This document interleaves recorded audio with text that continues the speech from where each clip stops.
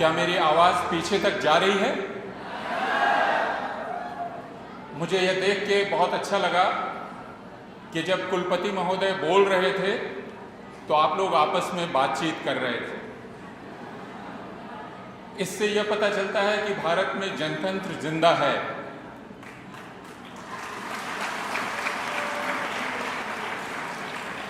यानी कुलपति महोदय के खड़े होने से विश्वविद्यालय के छात्रों पर सिर्फ उनके होने का रुआब नहीं पड़ता और उनके खड़े होने के बावजूद वे आपस में अपने मन की बातचीत कर सकते हैं और कुलपति महोदय के बाउंसर्स उनके पास पहुंचकर उनके मुंह पर अपना हाथ नहीं रखते हैं।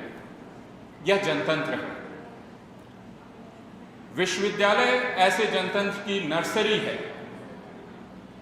यहां कुलपति हो या मुख्यमंत्री हो या राज्यपाल हो या दुनिया का कोई सबसे ताकतवर आदमी हो, उसे आकर नौजवानों से बातचीत करने का हुनर दिखलाना पड़ता है और नौजवानों को यह साबित करना पड़ता है कि वे उससे बातचीत के लायक हैं। इसलिए विश्वविद्यालय और विश्वविद्यालय के नौजवान छात्र किसी का रुआब नहीं मानते, किसी की सत्ता नहीं मानते। यही विश्वविद्यालय है और जब तक ऐसे विश्वविद्यालय जिंदा हैं जहां के छात्र भेड़ चाल नहीं चलते, तब तक भारत में जनतंत्र की संभावना जिंदा है।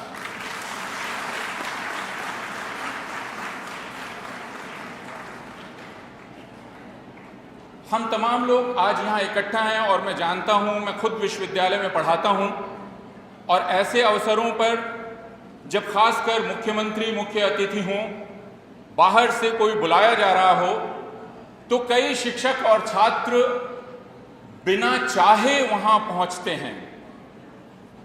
यानी मैं ये जानता हूं कि आप लोग जो यहाँ इकट्ठा हैं, आप में से कई की दिलचस्पी न तो गांधी में होगी और ना आप में से कई की दिलचस्पी अपूर्वानंद को सुनने में होगी, लेकिन यह एक खास मौका है और इस खास मौके पर आपको आना ही है।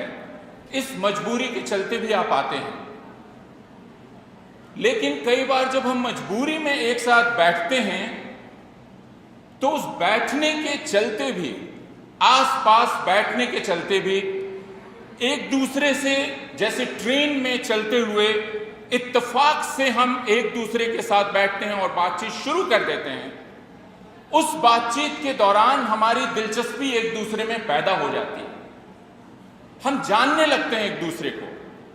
मेरी कोई इच्छा नहीं थी, मैंने अपने बगल के यात्री को चुना नहीं था। आज तक रिजर्वेशन कराते समय यह ऑप्शन, यह अवसर, यह चुनाव मुझे नहीं दिया जाता कि मेरे बगल में किस प्रकार का यात्री होना चाहिए। उसी तरह जैसे विश्वविद्यालय के छात्रों को कोई फॉर्म नहीं दिया जाता कि अगर गांधी और आधुनिक भारत पर एक सेमिनार हम करेंगे तो आप किसे सुनना चाहेंगे। यह ऑप्शन आपके पास नहीं है। आपकी मजबूरी है, यह कुछ लोगों ने तय कर लिया है कि फलां साहब गांधी को बहुत जानते हैं, इसलिए आपको उन्हें सुनना चाहिए। यह एक मजबूरी है। इस मजबूरी के शिकार आप लोग हैं और मैं आपके साथ पूरी सहानुभूति रखता हूं। लेकिन अब हम मजबूरी में एक दूसरे के साथ हैं और हम इस विषय पर कुछ बातचीत करना चाहेंगे। आपने बाहर एक प्रदर्शनी देखी, यहां चित्र लगे हुए हैं, यहां भी 2 चित्र लगे हुए हैं। हर चित्र में प्रायः गांधी एक अधनंगे बूढ़े के रूप में दिखलाई पड़ते हैं। एक ऐसा बूढ़ा जिसकी पसलियां झांक रही हैं, एक ऐसा बूढ़ा जिसके दांत नहीं हैं, एक ऐसा बूढ़ा जिसकी छाती के बाल दिखते हैं, जिसकी टांगें दिखती हैं, जिसके हाथ दिखते हैं, जो लगभग निर्वस्त्र है, लगभग नंगा है। एक ऐसा बूढ़ा व्यक्ति आपको दिखलाई पड़ता है और अक्सर हमारे दिल में यह सवाल उठता है कि इस बूढ़े में क्या ग्लैमर था या क्या ग्लैमर है कि 150 साल बाद भी, और जैसा मेरी पत्नी पूर्वा ने अपने काम के दौरान बतलाया कि इस दुनिया के तकरीबन 150 देशों ने अपने अपने डाक टिकट पर गांधी को सजाकर रखा है।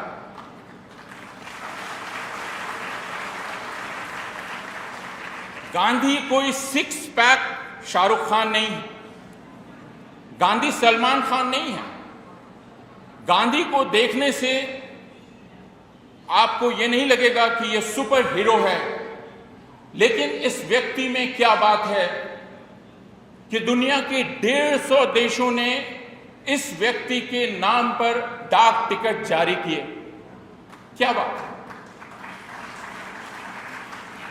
क्या बात है इस आदमी में, क्या कशिश है, क्या खिंचाव है, क्या आकर्षण है कि बराक ओबामा, जिसको कुछ लोग बराक कहते हैं, लेकिन मैं सिर्फ बराक ओबामा कहना चाहूंगा,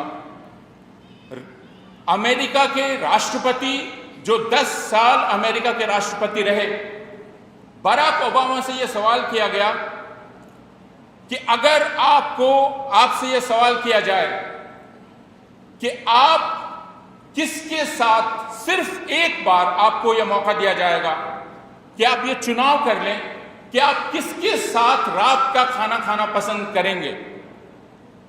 ओबामा ने जब जवाब दिया, बराक ओबामा ने, मैं जिस आदमी के साथ रात का खाना खाना पसंद करूंगा उसका नाम है महात्मा गांधी।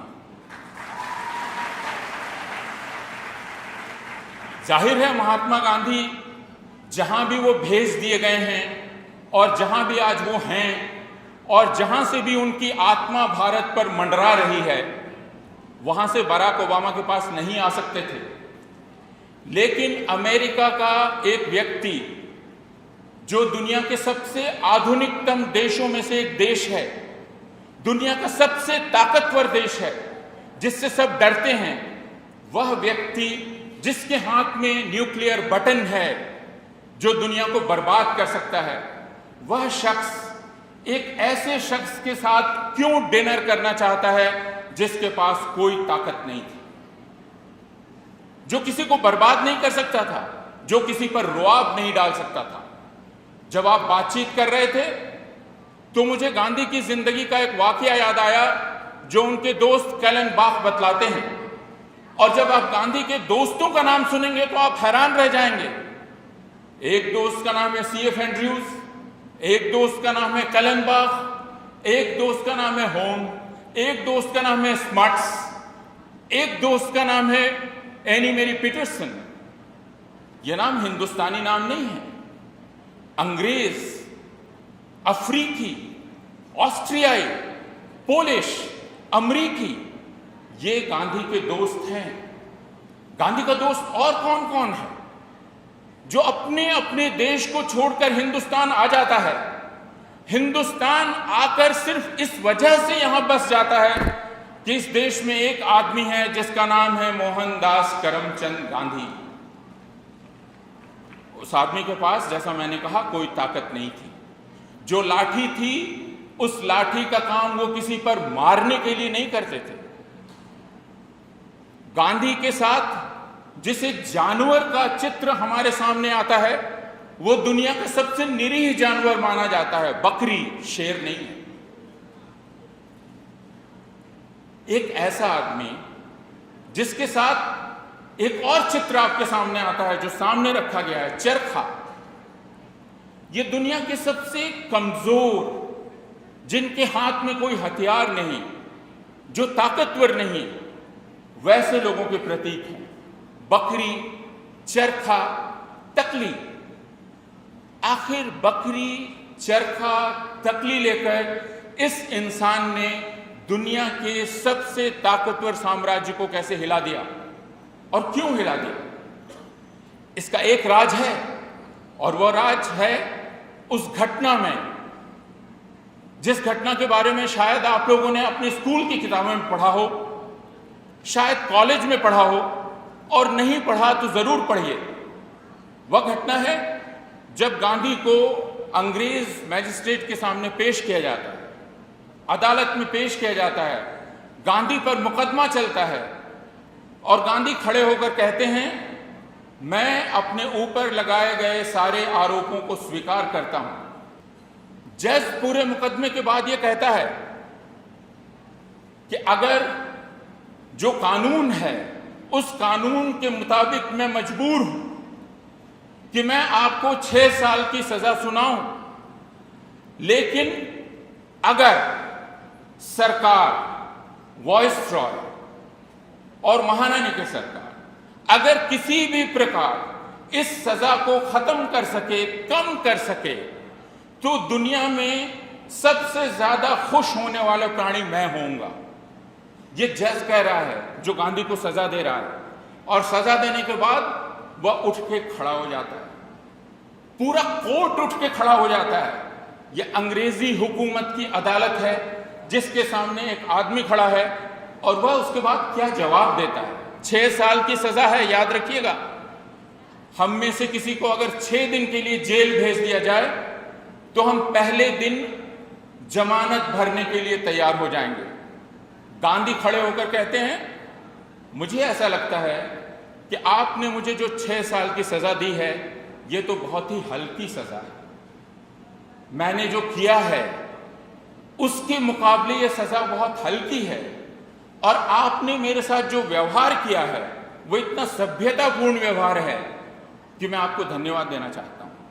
ये गांधी उस जज को कह रहे हैं, उस वकील को कह रहे हैं, अटॉर्नी जनरल को कह रहे हैं जो उनके खिलाफ मुकदमा तैयार कर रहा है और जो उनके खिलाफ फैसला दे रहा है। उसको गांधी ये कहते हैं कि आपने बहुत हल्की सजा दी मुझे। ये वो गांधी हैं, और इस गांधी की खासियत है कि ये व्यक्ति जो करता है उसकी जिम्मेवारी कबूल करता है। वो ये नहीं कहता कि पता नहीं कैसे हो गया। आपने ऐसे बहुत सारे लोगों को देखा होगा, आपकी उम्र कम है यहां जो लोग बैठे हुए हैं, लेकिन हम जैसे लोगों की उम्र में हमें याद है 6 दिसंबर 1992 का दिन हमको याद है। 6 दिसंबर 1992, जिस वक्त अयोध्या में लाखों लाख लोग इकट्ठा हुए और 450 साल पुरानी मस्जिद को गिरा दिया गया। लेकिन क्या ये 6 दिसंबर 1992 को अचानक हुआ था? नहीं, उसके पहले कई साल तक एक व्यक्ति ने रथ यात्रा की, पूरे देश में अभियान चलाया नारे के साथ। वो नारा था, मंदिर वहीं बनाएंगे जहां मस्जिद है। अब आप मुझे बताएं कि आप किस विज्ञान से, किस इंजीनियरिंग से मंदिर को वहीं बना लेंगे जहां मस्जिद खड़ी है बिना मस्जिद को गिराए? इस नारे में धोखा था, इस नारे में धोखाधड़ी थी। असल में वो पूरा अभियान मस्जिद को गिराने के लिए था। जब मस्जिद गिर गई तो जिस व्यक्ति ने वो पूरा अभियान चलाया था उस व्यक्ति ने कहा, पता नहीं कैसे गिर गई, मेरी इसमें कोई भूमिका नहीं है। वह व्यक्ति आजकल टेलीविजन कैमरे के सामने 87-88 साल की उम्र में हाथ मलते हुए खड़ा रहता है। वो जिम्मेवारी नहीं ले रहा है। उस मस्जिद को गिराने के चलते देश में हजारों हजार लोगों की जान चली गई, पूरे देश में खून की लकीरें बह गई, लेकिन उस आदमी ने जिम्मेदारी नहीं ली। जिस आदमी ने राम के रथ का स्वांग भरकर उस पर चढ़कर पूरे देश में हिंसा का प्रचार किया और मस्जिद जब गिर गई उसने जिम्मेदारी नहीं ली। एक दूसरा शख्स है जो कल तक राज्यपाल था, आज वापस एक राजनीतिक दल का सदस्य हो गया है। जब वो मुख्यमंत्री था तब उसने उच्चतम न्यायालय में जाकर हलफनामा दिया। आप जानते हैं शपथ पत्र की बात, राम का नाम लेते हैं तो ये याद रखिए कि कहा जाता है कि प्राण जाहे पर वचन ना जाए। आप जब उच्चतम न्यायालय में जाकर शपथ देते हैं तो ये वचन है। आपने शपथ ली, मुख्यमंत्री महोदय यहां मौजूद हैं, अगर मुख्यमंत्री जाकर उच्चतम न्यायालय में शपथ ले कि रायपुर में फला जगह मैं कोई हिंसा नहीं होने दूंगा, तो उस वक्त श्री भूपेश बघेल की जान चली जाए, लेकिन हिंसा नहीं होनी चाहिए। शपथ का यह मतलब। लेकिन यह शपथ उच्चतम न्यायालय में ली गई और 6 दिसंबर 1992 को मस्जिद गिरी और फिर उस व्यक्ति ने कहा मुझे गर्व है कि मस्जिद गिरी। फिर उस व्यक्ति ने कहा पता नहीं कि मस्जिद कैसे गिर गई। फिर वो राज्यपाल हो गया। अब वो वापस एक राजनीतिक दल का सदस्य है और वो फिर जब अदालत में जाएगा तो आप उसका बयान पढ़िएगा। वो कहेगा मुझे कुछ नहीं पता कि मस्जिद कैसे गिरी, हालांकि उसने बीच में बयान दिया है कि मेरे रहते हुए मस्जिद गिरी, इसका मुझे गर्व है। मैं ये घटना सिर्फ इसलिए बतला रहा हूं कि इस देश में एक व्यक्ति हुआ था जो करता था उसकी जिम्मेदारी लेता था, उसके लिए जो परिणाम होगा उस परिणाम को खुद भुगतता था, वो दूसरों को भुगतने के लिए छोड़ नहीं देता था। वो ये नहीं कहता था कि मैं तो उपदेश दे रहा हूं, जाओ जाकर खून तुम बहाओ, जेल तुम भरो और मैं बाहर रहूंगा और मैं फिर भी तुम्हारा नेता बना रहूंगा। ये गांधी नहीं थे। शायद इसी वजह से गांधी की इज्जत गांधी के विरोधियों और गांधी के दुश्मनों में भी थी। जब दक्षिण अफ्रीका से गांधी निकलने लगे तो दक्षिण अफ्रीका में जिस व्यक्ति से उनका संघर्ष हुआ था, जिसका नाम स्मट्स था, उसने कहा कि अब एक महात्मा इस देश से जा रहा है और शायद, और उसने राहत की सांस लेकर कहा शायद हमेशा हमेशा के लिए जा रहा है। और ये स्मट्स ने क्यों कहा?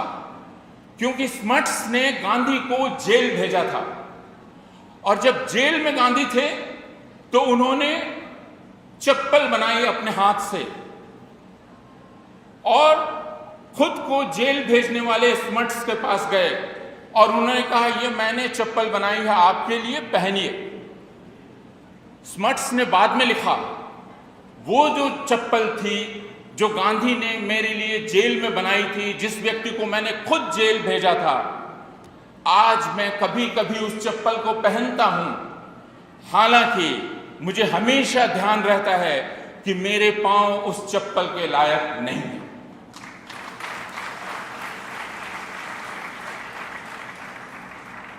ये वो गांधी थे और आज हम उस गांधी पर बात करने के लिए खड़े हुए हैं।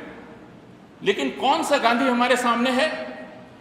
मैं जब भी गांधी की याद करता हूं, मेरे सामने जब भी गांधी शब्द आता है तो मेरे सामने 3 गोलियों की आवाज आती है, मेरे कानों में 3 गोलियों की आवाज आती है। गांधी ये शब्द मेरे दिमाग में जैसे ही आता है वैसे ही 3 गोलियों की आवाज आती है। एक बूढ़ा और उसके सामने एक व्यक्ति जो उसके सीने पर 3 गोली दाग रहा है, वह सीना जो बिल्कुल नंगा है, बिल्कुल खुला हुआ है, जिसके सामने कोई सिक्योरिटी गार्ड नहीं है, जो निहत्था है, जिसको किसी भी समय मार डाला जा सकता है। उस व्यक्ति को एक नौजवान जो शायद आपकी उम्र का हो, आपसे थोड़ा बड़ा हो, वह उसके सामने खड़ा होता है और 3 गोलियां उसके सीने में दागता है। मैं जब भी गांधी शब्द मेरे दिमाग में याद करता हूं तो बिना इन 3 गोलियों को याद नहीं कर सकता। गांधी को जब भी याद कीजिए, उन गोलियों को याद कीजिए जो गांधी के सीने में दागी गई। सरोजिनी नायडू ने कहा सीने में गोली दागी गई, ऐसा नहीं, उस आदमी ने गोलियों को अपने सीने पर लिया। अंग्रेजी में सरोजिनी नायडू ने कहा he took 3 bullets on his chest। 3 गोलियों को अपने सीने में लिया। लोग बहादुर खोजते हैं, वीर खोजते हैं। वीर वह नहीं है जो दूसरों का खून बहाता है, वीर वह है जो अपना खून बहने देने के लिए हमेशा ही तैयार रहता है। और इसीलिए शायद गांधी को दुनिया का सबसे वीर पुरुष माना जाता है। जब मैं पुरुष कह रहा हूं तो ध्यान रखिए कि गांधी को बहुत सारे लोग पुरुष नहीं मानते हैं, गांधी को लोग औरताना मानते हैं, क्योंकि गांधी औरतों का काम करते थे, चरखा चलाना, रसोई का काम करना, घर के औजारों पर काम करना, पैखाना साफ करना, अपना पैखाना नहीं, दूसरों का पैखाना साफ करना। और यह जो औरतानापन था गांधी में, इस औरतानापन के चलते बहुत सारे पुरुष उनसे घृणा करते थे। जिस व्यक्ति ने उनके सीने में 3 गोलियां दागी, उस व्यक्ति ने कहा मुझे गांधी से नफरत थी। मुझे गांधी से नफरत इसलिए थी कि उसने भारत के हिंदुओं का पौरुष छीन लिया, ये उसने कहा। लेकिन वो ये भूल गया कि जिस व्यक्ति के सीने में उसने गोलियां दागी, उस व्यक्ति को दुनिया की सबसे मजबूत सिक्योरिटी मिल सकती थी। उसके शिष्य जवाहरलाल नेहरू और सरदार पटेल प्रधानमंत्री और गृह मंत्री थे। उस व्यक्ति ने कहा मुझे किसी पुलिस की सिक्योरिटी की जरूरत नहीं है। मेरी प्रार्थना सभा में किसी की जामा तलाशी नहीं होनी चाहिए। मेरे आसपास सिक्योरिटी का घेरा नहीं होना चाहिए। यह कब कह रहा था वो आदमी? यह तब कह रहा था जब 10 दिन पहले उस आदमी की प्रार्थना सभा पर बम फेंका जा चुका था। वह बम कोई टेस्ट करने के लिए नहीं फेंका गया था। उस बम को फेंकने के लिए और उस बम को फेंकने के साथ सीधे जाकर गांधी की हत्या करने के लिए पुणे महाराष्ट्र से हत्यारों का पूरा दल पहुंचा था दिल्ली। वह बम गांधी पर फेंका गया उनकी हत्या करने के लिए। डर के मारे जो हत्यारे थे उन्होंने गोली चलाने का इरादा छोड़ दिया, भाग गए। लेकिन ध्यान रहे, यह संभव है कि 30 जनवरी 1948 के पहले 20 जनवरी 1948 को गांधी की हत्या हो सकती थी। यह भी याद रहे कि उसके 3 साल पहले गांधी की हत्या हो सकती थी। पचगनी में गांधी की हत्या हो सकती थी। यह भी याद रहे कि उसके पहले वर्धा में गांधी की हत्या हो सकती थी। यह भी याद रहे कि गांधी जब पूना और मुंबई के बीच ट्रेन में जा रहे थे तब भी उनकी हत्या हो सकती थी, क्योंकि उनकी ट्रेन को पटरी से उतारने की कोशिश की गई थी। यह भी याद रहे कि गांधी की हत्या देवघर में हो सकती थी, जहां का मैं हूं और मैं जिस समुदाय का हूं, उस समुदाय के लोग यानी पंडों ने गांधी पर जानलेवा हमला किया था। यह भी याद रहे।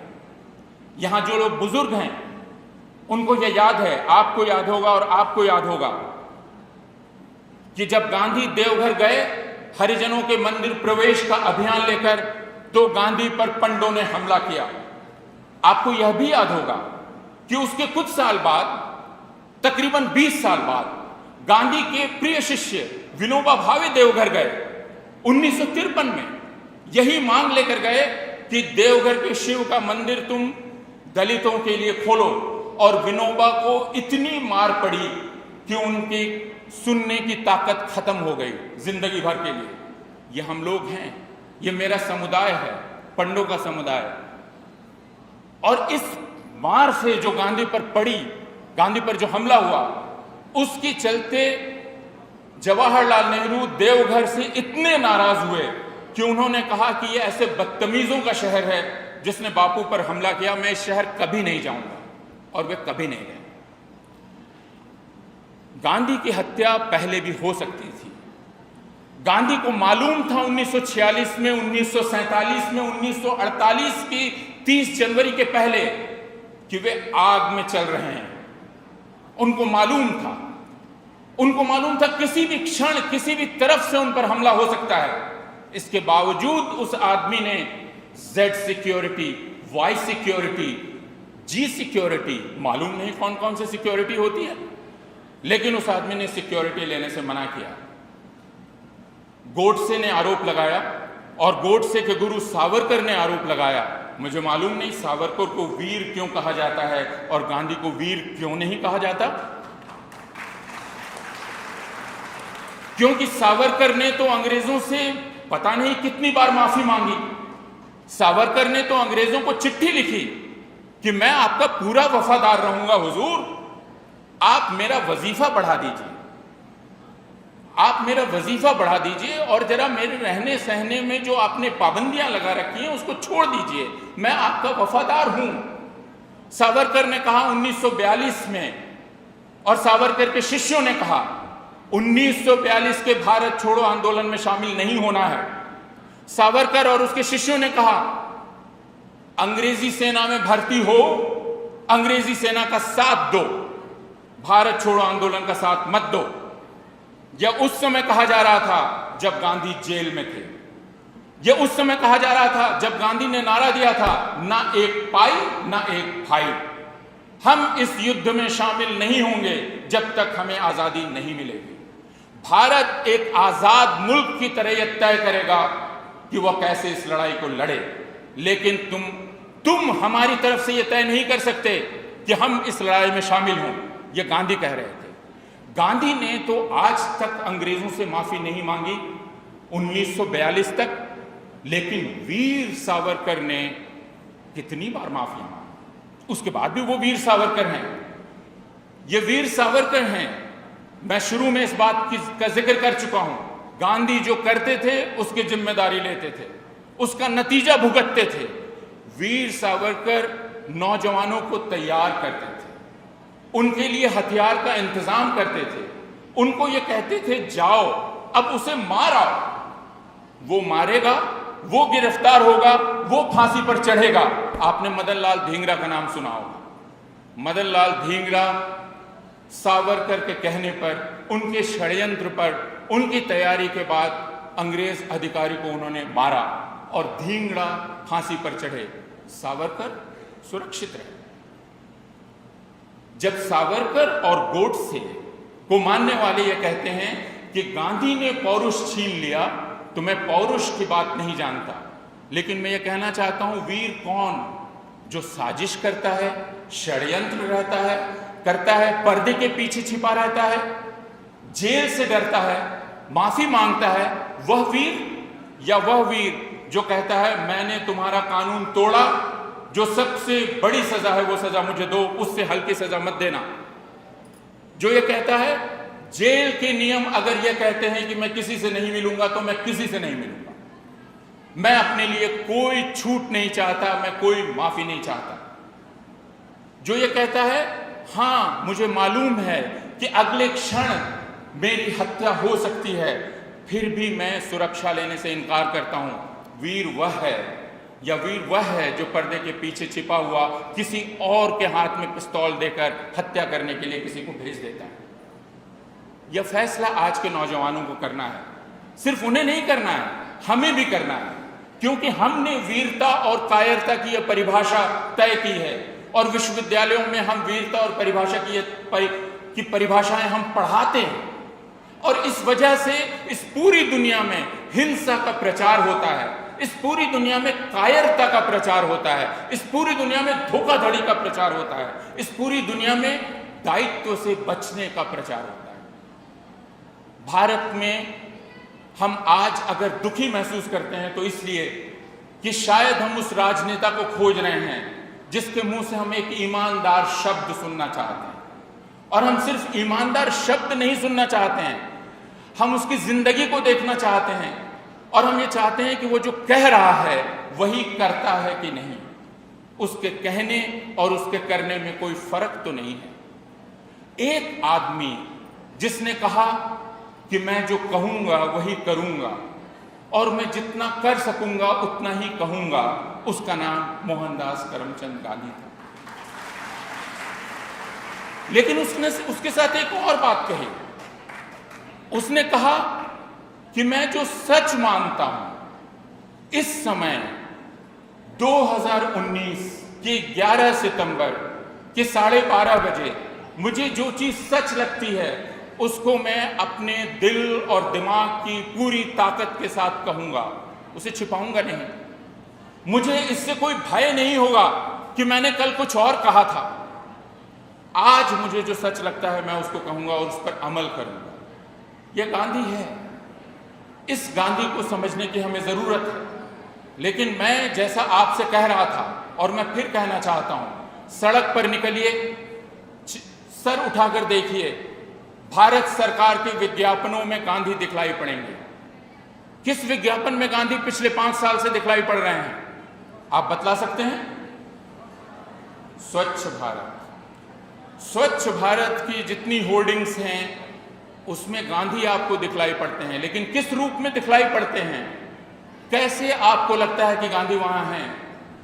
गांधी की तस्वीर तो नहीं है, फिर क्या है गांधी का चश्मा है, गांधी का चश्मा है जो उस होर्डिंग पर लगा हुआ है, जो होर्डिंग भारत सरकार 2014 से पूरे भारत में लगा रही है। और मैं ये कहता हूं कि भारत सरकार ने महात्मा गांधी का प्रमोशन कर दिया है, क्योंकि महात्मा गांधी को भारत सरकार ने स्वच्छ भारत अभियान का ब्रांड एम्बेसडर बना दिया है। यह महात्मा गांधी का प्रमोशन है। लेकिन उस पर जो चश्मा लगा हुआ है, वो चश्मा कहां से आया? और मेरी यह समझ है कि यह वह चश्मा है जब गांधी पर 3 गोलियां दागी गई थी और वो बूढ़ा धीरे धीरे गिरा था, और लोग बतलाते हैं जो वहां खड़े थे कि उनका चश्मा दूर जाकर गिर गया। यह वह चश्मा है जो उनके हत्यारों ने उठाकर और होर्डिंग में लगा दिया। वह दृश्य याद है गांधी फिल्म का, जिसमें वो अपनी युवा पत्नी बा को धक्का देते हुए बाहर ले जाते हैं, कहते हैं अगर ये नहीं कर सकती इस घर में नहीं रहोगे। बा रोती हुई कहती हैं यहां विदेश में मुझे तुम लाए हो और इस तरह बाहर धक्का दे रहे हो, मैं कहां रहूंगी। गांधी को पछतावा होता है अपने इस बर्ताव के चलते, लेकिन इसके चलते नहीं कि उन्होंने अपनी पत्नी को यह कहा कि तुम एक अछूत का पखाने की बाल्टी साफ करो। गांधी के आश्रम का पहला नियम था, अगर आपको उनके आश्रम में रहना है, पहला नियम था दूसरों का पखाना साफ करना है। अगर आप इस नियम का पालन नहीं कर सकते हैं, आप गांधी के आश्रम में नहीं रह सकते। गांधी से नफरत इस वजह से थी क्योंकि गांधी ने कहा तुम जिसे गंदा कहते हो, जिसे साफ करने के लिए तुमने एक पूरी जाति बना रखी है, तुमको उसी गंदे को साफ करना होगा। या तो यह जाति खत्म हो जाएगी या हम सब लोग उस जाति में चले जाएंगे। जब उन्होंने हरिजन शब्द का इस्तेमाल किया, इस शब्द के बारे में बहुत सारी गलतफहमियां हैं। गांधी ने कहा मैं हरिजन उनको कहता हूं, ब्राह्मणों को नहीं, क्योंकि ब्राह्मण हरिजन कहलाने लायक ही नहीं है। ऊंची जाति के लोग हरि के जन नहीं हैं, उन्हें हरि का जन होने की पात्रता साबित करनी पड़ेगी।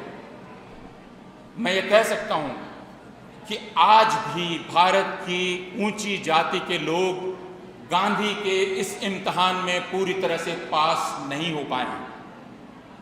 आज भी गांधी ने जो परीक्षा हमारे सामने रखी थी, उस परीक्षा को देने से हम सब लोग डरते हैं। और इसीलिए आज यदि मेरे परिवार की कोई लड़की एक ऐसे लड़के से प्रेम कर बैठे जो एक दूसरे धर्म का है, जो दलित है, तो मैं 1 करोड़ की सुपारी दे देता हूं।